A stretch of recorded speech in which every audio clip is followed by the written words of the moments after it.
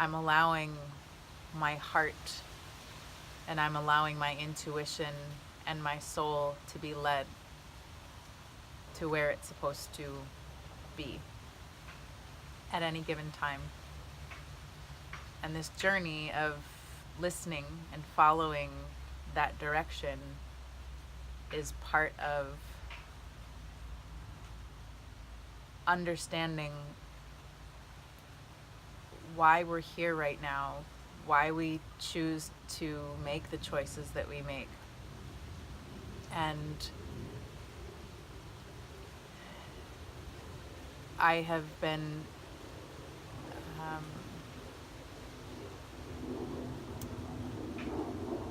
given the opportunity to travel to different places, not because I have a lot of money, because that's not the case. Um, when we look at the universe being abundant, monetary money is one form of abundance, and because money is simply currency, everything is currency, everything is energy. I think oftentimes people have a really challenging time wrapping their mind around that idea, is it could seem very esoteric or flighty. And one of the things that I've had the pleasure of communicating in different dialogues is just sharing how energy actually works, because we are all energy. We're all made up of energy, and there's a flow to it, and there's a resonance with energy, and there's also a deflection of energy, and there's a resistance, and if we pay attention, that's sort of where the magic happens. That's where we really begin to understand how our connection relates to the energies of everything around us. And so my path is not rational per se, and I would like to share just most recently my travels of going to Peru. I led a retreat, a plant medicine retreat, with a dear sister friend of mine, and we brought 10 people with us. I've been working with my teachers in Peru for a few years now. Some beautiful medicine women.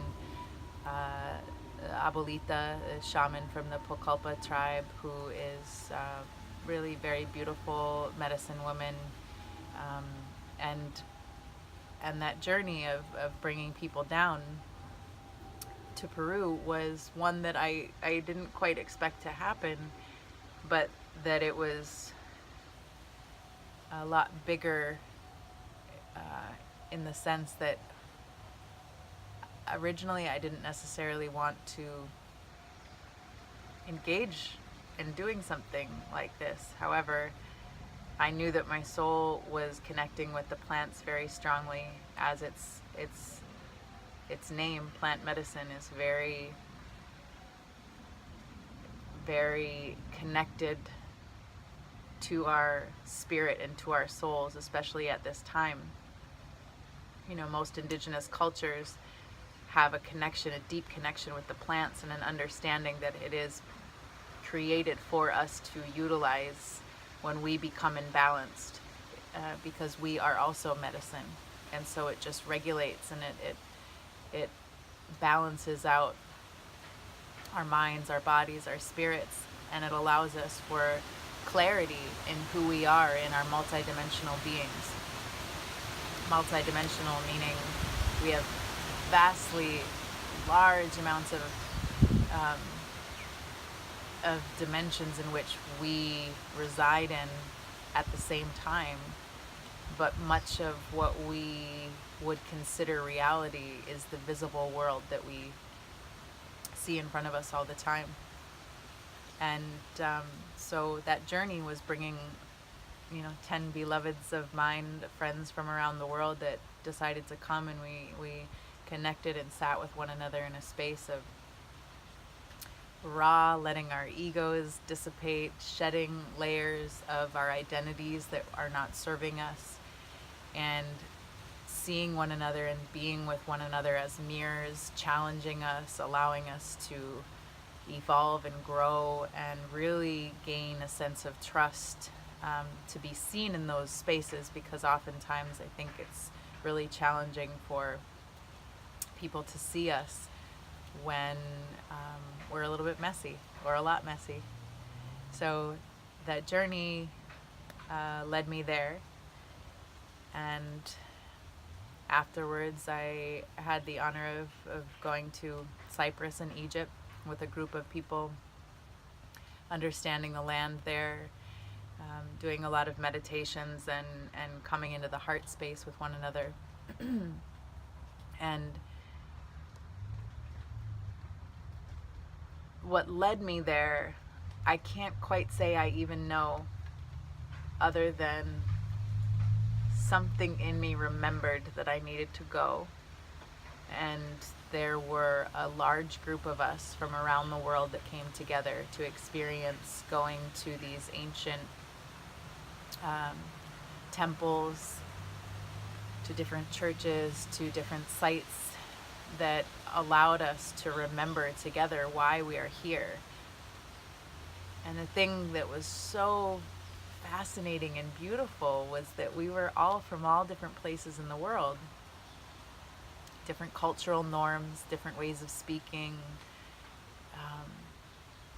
you name it, across the board, different. And yet we were just the same. We sunk into the place of understanding we are all the same. This collective consciousness that we connected to together, the heart space, that frequency and vibration of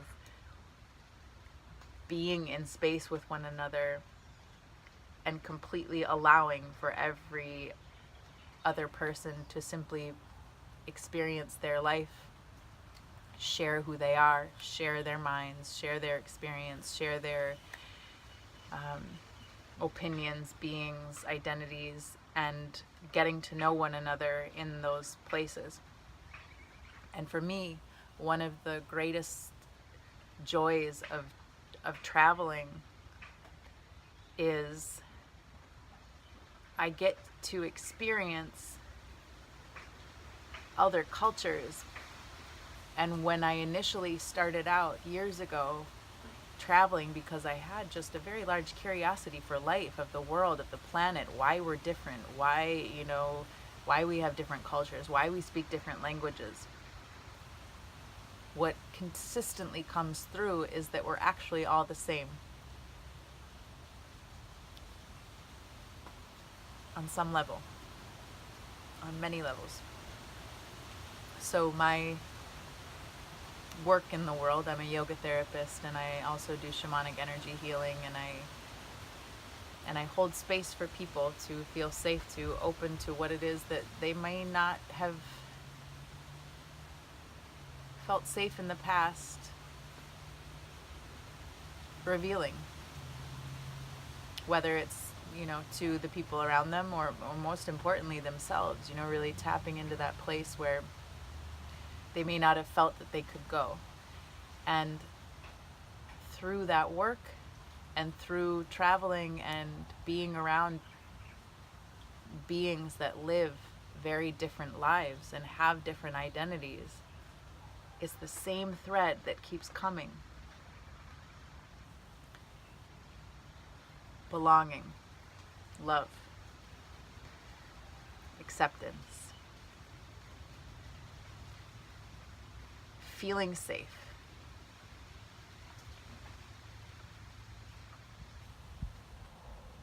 feeling joy, and when we were experiencing these memory retrievals in Egypt together and in Cyprus, and communicating in a way where we could have been, friends forever, lifetimes.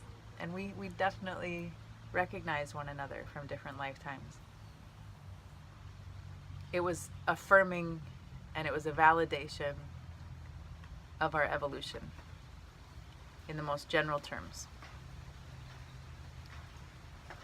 So something that happened while I was in Peru was that I had a strong vision to connect with Ram Dass. And that vision led me to Maui. And I've been spending time speaking with him and sharing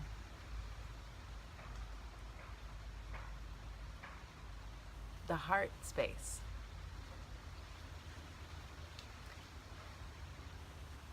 Simply put, hearing one another's journeys.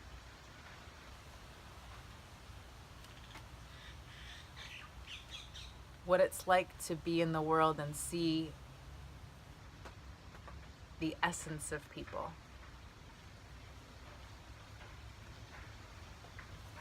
So often throughout my life, I was so confused at why people weren't being their authentic selves, including myself. What was the thing that was not allowing me to fully be limitless? And we have all these stories and these concepts and these constructs and identities of who we think we are, and the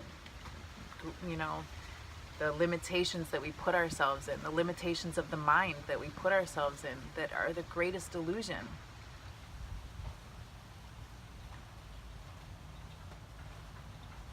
And so for me in my work, as I help others to simply see what they already know, because we have the technology naturally, where all we're doing is remembering who we are.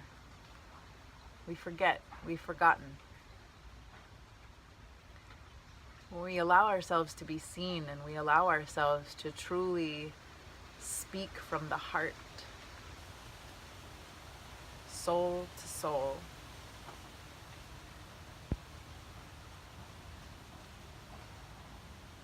what occurs is the magic. It's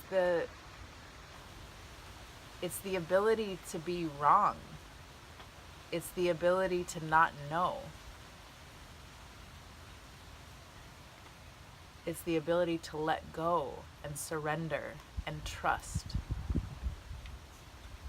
that not only are we being guided, but our ancestors are with us and they are guiding us all the time. We live in a world right now where it's not even just right now. It's been happening for quite some time, obviously. Perhaps it's not so obvious to some, but I think for most it's quite obvious that there's a lot of disharmony. And that disharmony begins within us. So when we can extract all of the stories and the things and the limitations that don't allow us to breathe in the space of our essence, we think we're limited. We're here together, and we're here together to remember and to remind each other and to be with one another, not being with each other trying to change one another or trying to get each other to believe or follow the same path as each other, but to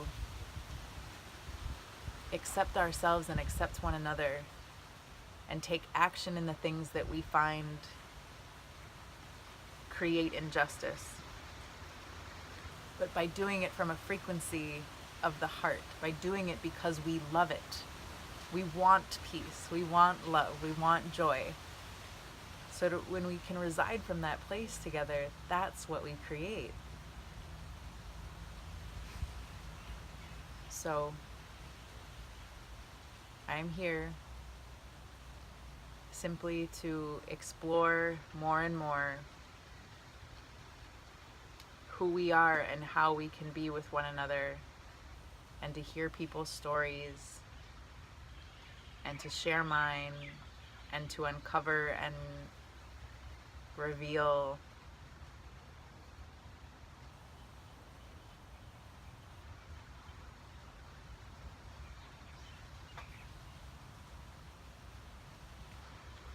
life.